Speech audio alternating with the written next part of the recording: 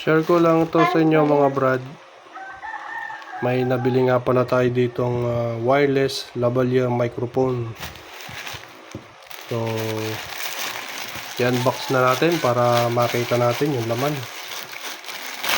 Yung talagang legit ba.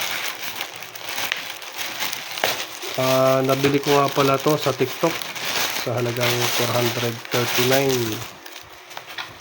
Sabi, dalawang microphone, yung connector, yun yung laman. Tignan natin. Ayan o. Ayan yung may nasa picture. Okay naman siya.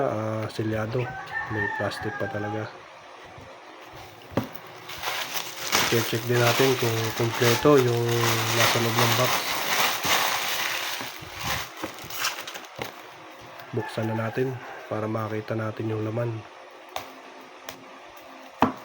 Medyo masikip. Maganda yung pagkakakapit ng plastic. What? Teka. Sundutin nga natin. Oh no! Oh yan, di putas ka.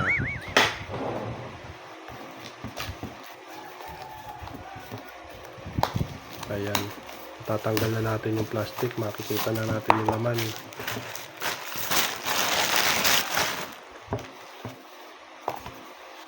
Tignan nga natin. Yun. Tama. Legit. Yan o. Dalawa nga yung microphone nya. Ito, yan. Siguro yun yung mga pang-connecta sa cellphone pagka mag-charge. Ito, yung isang mic. Ayan o. Meron siyang clip. Yan, yung ilalagay natin sa damit para hindi siya malaglag. Bali, dalawang microphone. Ayos. Tapos, yung pang connector para gumana yung ating microphone. Kung alam ko, may app pa na i-download dito para mapagana to. Mamaya sa part 2, abangan nyo kung paano natin pagaganahin yung microphone na to.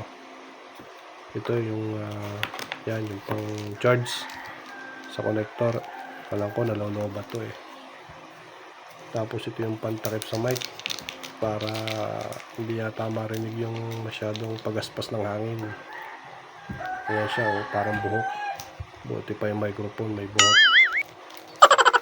Okay, kumpleto, legit naman. Abangan na lang natin yung part 2.